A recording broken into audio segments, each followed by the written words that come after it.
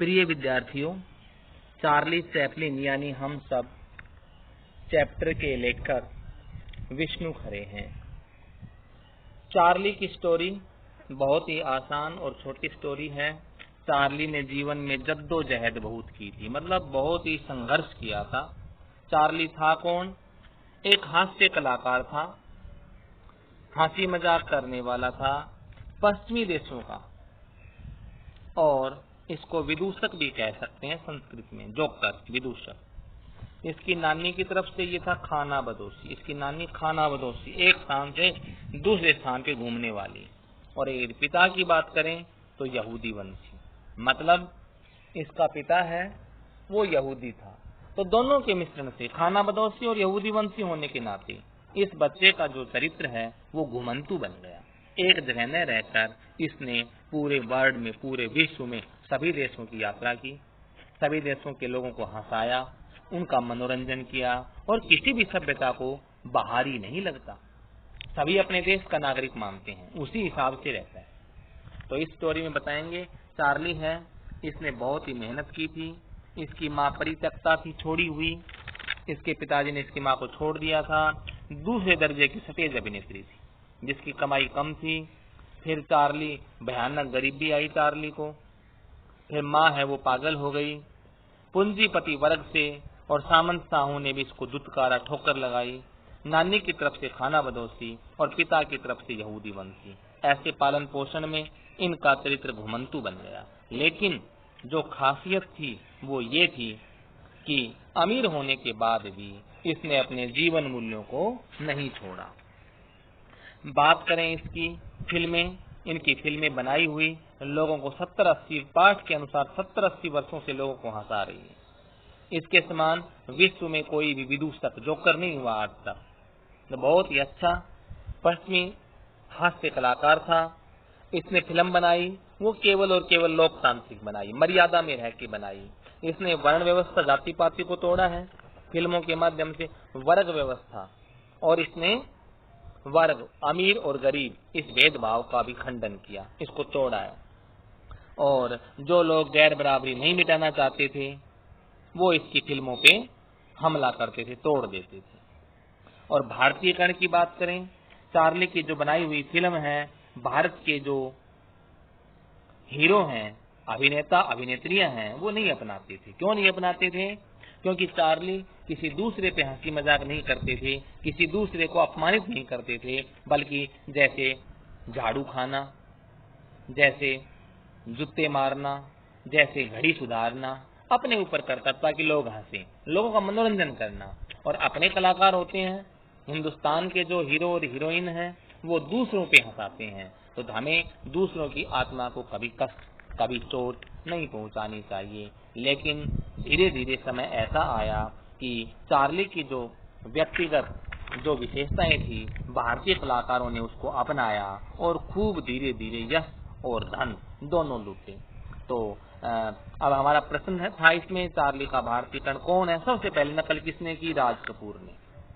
उसके बाद तो भीड़ लग गई, दिलीप कुमार हैं, देवानंद हैं, शम्मी कपूर हैं, अमिताभ बच्चन है, और श्रीदेवी ने भी इनकी फिल्मों को अपनाया।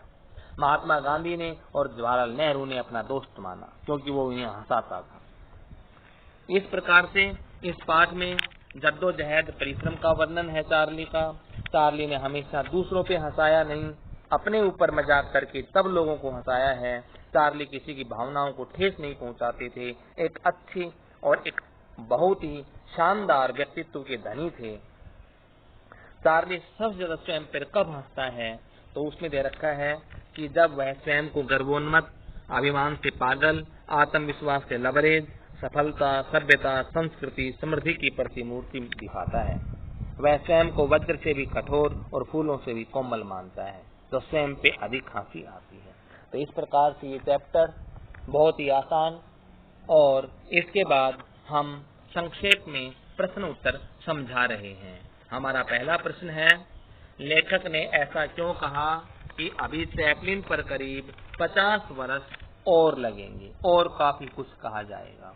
तो बेटा इसको समझने में हमें केवल और केवल पॉइंट याद करने हैं, बड़ा उत्तर कभी याद नहीं करना। 50 साल और क्यों लगेंगे? तो हमने 3 पॉइंटों में पहला पॉइंट है, अभी उसे पूरी तरह कोई नहीं जान पाया। उसकी कुछ फिल्म और इस्तेमाल न की गई रील मिली हैं जिनके बारे में कोई नहीं जानता। एक दूसरा, दुनिया का कोई भी विदूषक उसकी सार्वभौमिकता को छू नहीं पाया, कोई भी जोकर भी उस तक नहीं पहुंच पाया है। किसी को उनकी सफलता के बारे में भी पूरा ज्ञान नहीं है, इसलिए अभी 50 साल उसके चरित्र को समझने में और लग जाएंगे। संक्षेप में सुनेंगे 3 पॉइंट। नंबर 1, उसकी इस्तेमाल न की गई फिल्म और रीलें मिली हैं, तो तभी जानकारी मिलेगी, तो हम देखेंगे। विश्व में नंबर 2, विश्व में कोई भी विदूषक है, हास्य कलाकार उसका मुकाबला नहीं कर पाया। और नंबर 3, दुनिया में किसी को भी उनका पूरा ज्ञान नहीं है, इसलिए उसको समझने में कितने साल लग जाएंगे? 50 वर्ष। अगला है, चैपलिन ने न सिर्फ फिल्म कला को लोकतांत्रिक बनाया, मतलब उसकी फिल्में लोकतांत्रिक हैं। उसने वर्ग व्यवस्था तोड़ी, उसने वर्ण व्यवस्था तोड़ी, बहुत अच्छी फिल्में हैं। इससे क्या मतलब है? क्या आप सहमत हैं? हाँ, चार्ली ने जो फिल्म बनाई वो लोकतांत्रिक थी। उसने वर्ण व्यवस्था, जाति पाति का बंधन तोड़ा, उसने वर्ग व्यवस्था, अमीर और गरीब की खाई को दूर किया। लेकिन उसकी जो फिल्में हैं वो भावनाओं पे टिकी हुई हैं, बहुत अच्छी फिल्में हैं, किसी की भावनाओं को ठेस नहीं पहुंचाता।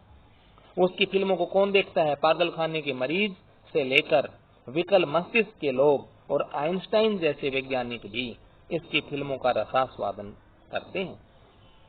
उन्होंने फिल्म कला को लोकतांत्रिक बनाया। जो आदमी गैर बराबरी नहीं मिटाना चाहते थे वो इसकी फिल्मों पे हमला करते थे।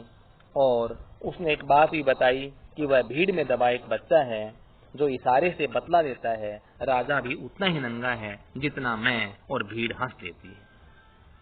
इसका क्या मतलब? वह राजा भी उतना ही नंगा है जितना मैं, कि मरने के बाद राजा के पास भी कुछ चीज जाने को नहीं है, वो भी कफन लेकर के जाएंगे, और गरीब आदमी है वो भी कफन के साथ जाएंगे, वो भी नंगे ही रहेंगे। तो इस प्रकार से ज्यादा वो जरूरत नहीं है। अगला प्रश्न है, लेखक ने चार्ली का भारतीय कण किसे कहा? हम छोटे रूप में याद करेंगे, दलीप कुमार नहीं, राज कपूर को। कई बच्चे याद गलत कर लेते हैं, तो हमारा फिर सुनिए प्रश्न, चार्ली का भारतीय कण किसे कहा? ये कहा राज कपूर को। और क्यों कहा? क्योंकि जो चार्ली ने जो फिल्म बनाई थी दी ट्रैम्प, वो आवारा फिल्म के रूप में देखी गई, जो दलीप कुमार ने नहीं, मैं फिर कह रहा हूं, राज कपूर ने बनाई थी। तो हमारा प्रश्न होगा शॉर्ट में, लेखक ने चार्ली का भारतीय कण किसको कहा? राज कपूर को। और क्यों कहा? क्योंकि उसने आवारा फिल्म बनाई थी चार्ली की नकल पे, चार्ली की दी ट्रैम्प फिल्म पर। गांधी और नेहरू ने उनका सानिध्य क्यों चाहा? तुम्हें पता है दोस्ती क्यों बढ़ाई? क्योंकि वह इन्हें हंसाता था। लेखक ने कलाकृति और रस के संदर्भ में किसको बढ़िया माना? रस को बढ़िया माना, रस को श्रेष्ठ माना। अगला है, जीवन की जद्दोजहद ने चार्ली के व्यक्तित्व को कैसे अमीर बनाया, संपन्न? तो ये स्टोरी है, चार्ली ने संघर्ष किया था, पागलपन देखा था, गरीबी का सामना किया था, माँ दूसरे दर्जे की सफेद अभिनेत्री थी, नानी की तरफ से खाना बदोशी, पिता की तरफ से यहूदी वंशी, और ये एक घुमंतु चरित्र बन गया था, जीवन मूल्यों को नहीं छोड़ा। इस प्रकार इनका चरित्र बहुत ही संपन्न रूप में हमारे सामने आता है। बहुत अच्छी स्टोरी। चार्ली चैपलिन की फिल्मों में निहित त्रासदी, करुणा, हास्य का सामंजस्य भारतीय कला और सौंदर्य शास्त्र की परिधि में क्यों नहीं आता? तो भारत की संस्कृति है वो हमेशा दूसरों पे हंसाने का काम करती है, अपने पे कभी नहीं हंसाती। अपने आप को हम सुपर मानते हैं, हीरो मानते हैं। लेकिन एक त्योहार है, उसको छोड़ दें तो वो त्योहार कौन सा है जिसमें हम अपने आप पे हंसवाते हैं? वो होली के बाद जो रंग लगाने वाला है, होली का त्योहार, इसका अगर जिक्र छोड़ दें, जिसको दुल्हनडी सारंडी कहते हैं, जिसमें रंग लगाया जाता है, इसमें हमारा हुलिया चेंज होता है। अगर इस त्योहार को छोड़ दें तो कभी भी भारतीय संस्कृति दूसरों पे हंसने का मौका देती है, अपने पर नहीं। और लास्ट है, चार्ली सबसे ज्यादा स्वयं पर कब हंसती है? ये 2 ही लाइन है, वो ही रखेंगे और वो याद कर लेना। जब वह स्वयं को गर्वोन्मत्त अर्थात अभिमान से पागल, आत्मविश्वास से लबरेज, सफलता, सभ्यता, संस्कृति और समृद्धि की प्रतिमूर्ति दिखाता है, वह स्वयं को वज्र से कठोर और फूलों से कोमल मानता है, तब। धन्यवाद।